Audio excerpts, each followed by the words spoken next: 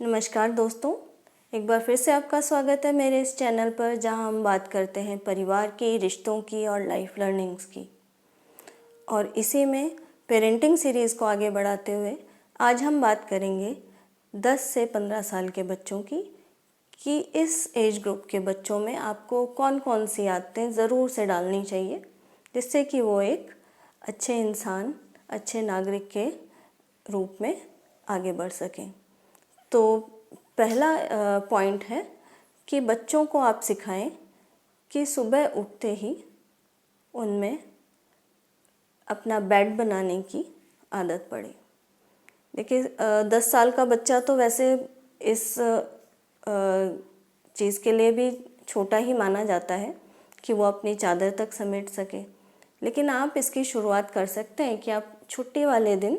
उसको थोड़ा थोड़ा करके सिखाना शुरू करें कि चादर इस तरह से फोल्ड की जाती है। तो धीरे धीरे जब उसकी आदत में आ जाएगा तो वो बिना छुट्टी वाले दिन भी या स्कूल जाने से पहले बेड से उठते ही कम से कम अपनी चादर तो फोल्ड करके रख के जा सकता है। अब इसमें कोई बहुत बड़ा ना तो टाइम लगने वाला है और ना ही ऐसा है कि आपको ये लगे कि ये तो इतना छोटा सा काम है, हम खुद ही कर सकते हैं पेरेंट्स। लेकिन ये एक डिसिप्लिन वाइज लर्निंग है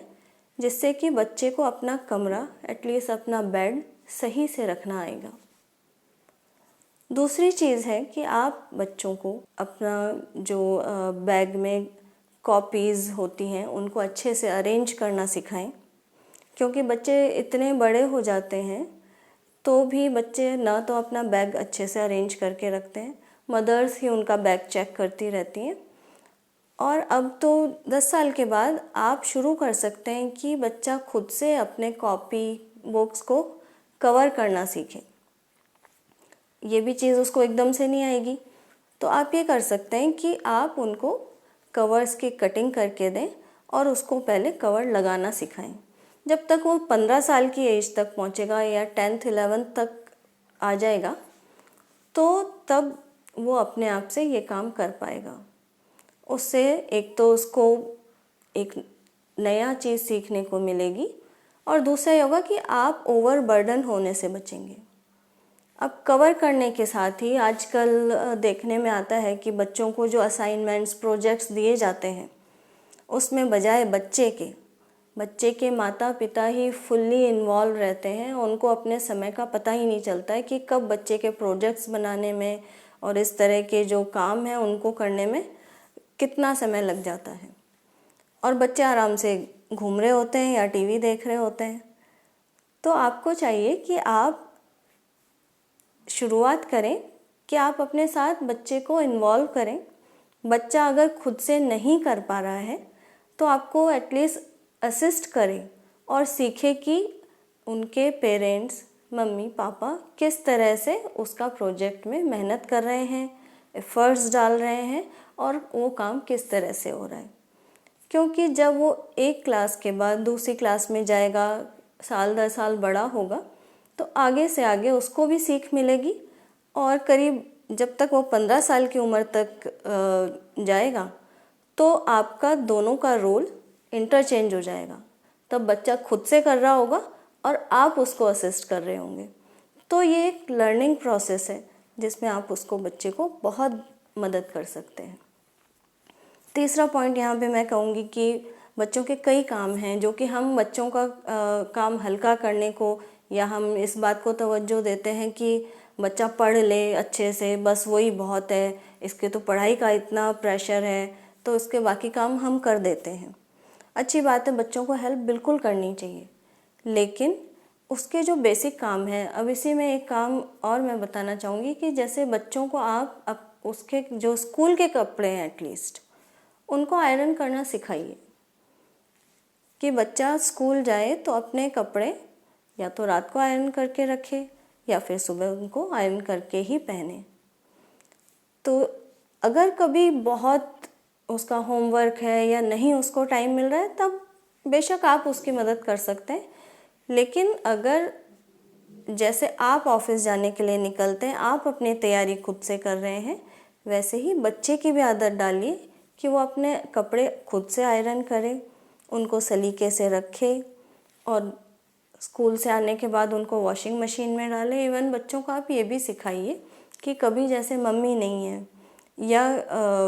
अवेलेबिलिटी नहीं है किसी चीज़ के लिए,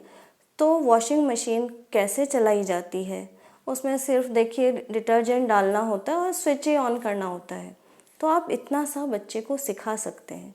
लाइफ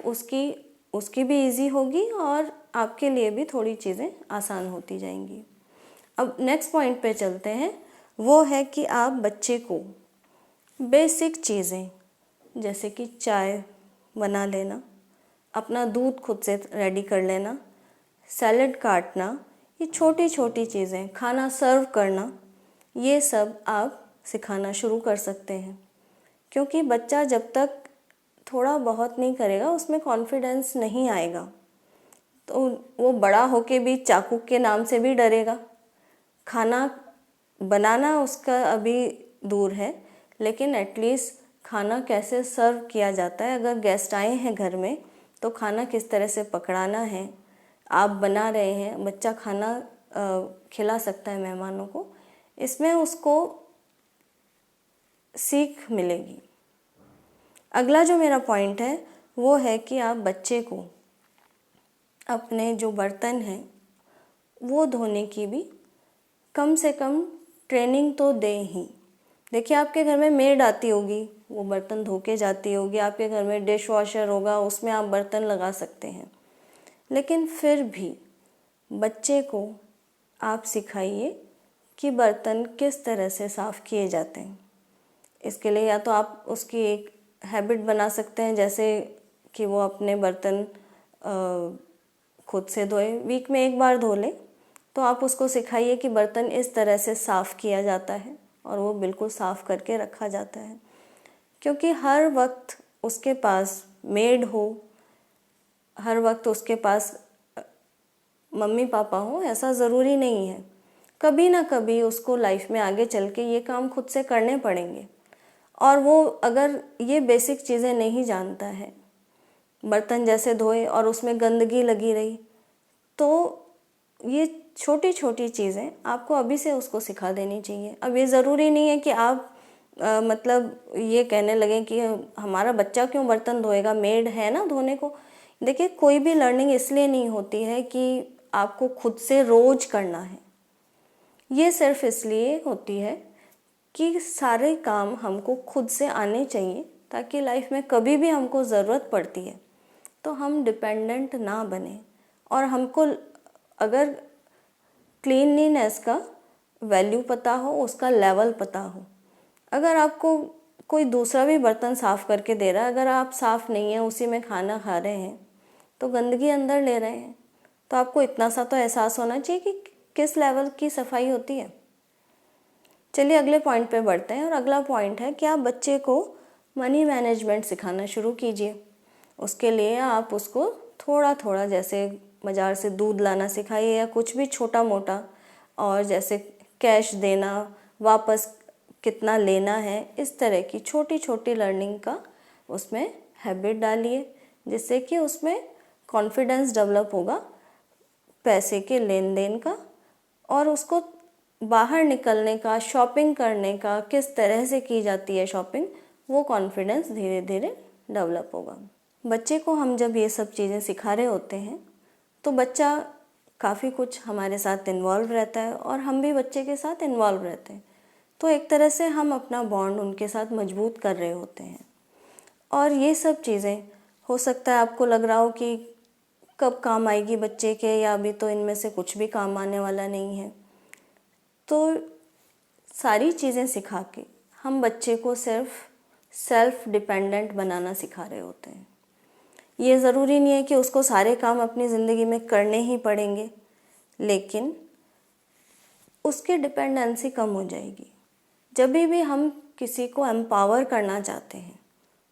तो उसको हमें, बजाय कि उसके आगे आगे हम मदद करते रहेंगे, उसके आगे आगे सभी काम उसके हम अपने सर लेके सारे काम कर देंगे, तो हेल्प तो उसकी हो जाएगी, लेकिन वो खुद से तो नहीं सीख पाएगा। तो इसके लिए हमें चाहिए कि हम उसको अपने ऊपर डिपेंड होना सिखाएं, वो सारे काम खुद से कर सके, हर काम के लिए वो हमारा मुंह ना देखे, इस तरह से हम उसको एम्पावर कर रहे होते हैं, उसको एक स्ट्रॉन्ग फ्यूचर दे रहे होते हैं। तो यही कोशिश एक माँ बाप की है, होनी चाहिए, या उनकी इच्छा एक्चुअल तो यही होती है कि हमारा बच्चा एक मजबूत इंसान बने, सुलझा हुआ इंसान बने। तो इसकी कोशिश हमें उसको बचपन से ही देनी होगी। हम जब भी बच्चे को कुछ सिखा रहे होते हैं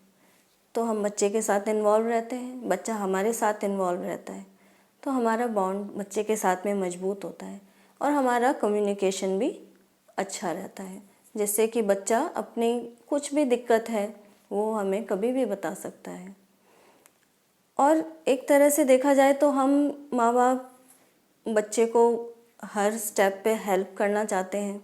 करते भी हैं, वो सही भी है, लेकिन आप सिर्फ उसको हेल्प किए जा रहे हैं, उसको सेल्फ डिपेंडेंट नहीं होने दे रहे हैं, तो कहीं हम गलती कर रहे हैं। क्योंकि जब तक हम उसको सेल्फ डिपेंडेंट नहीं बनाएंगे तब तक वो एम्पावर नहीं होगा और उसमें कॉन्फिडेंस कभी नहीं आएगा। जब बच्चे को हमारी हेल्प की ज़रूरत पड़े हम बेशक उसकी हेल्प करें, बिल्कुल। माता पिता का रोल देखिए कभी ख़त्म नहीं होता है, तो बच्चे को जब ज़रूरत हो तो हमें बिल्कुल मदद करनी चाहिए, लेकिन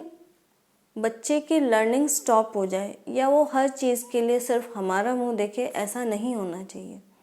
तभी हम उसको एक स्ट्रॉन्ग फ्यूचर देने में कामयाब रहेंगे। Thank you.